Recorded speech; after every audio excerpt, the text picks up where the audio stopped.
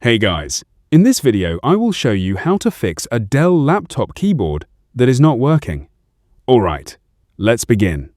First, right-click the Start button and open Device Manager. Expand the Keyboard section and locate your keyboard, usually named PS/2 keyboard.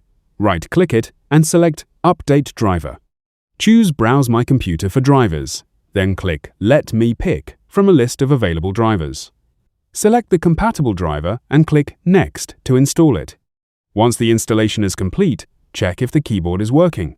If the issue still persists, right-click the keyboard again and select Uninstall Device.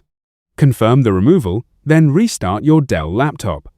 Windows will automatically reinstall the keyboard driver during startup. After your laptop boots, open the Start menu, go to Settings, then select Windows Update from the left panel. Check for available updates and install them. That's it for this video. Thanks.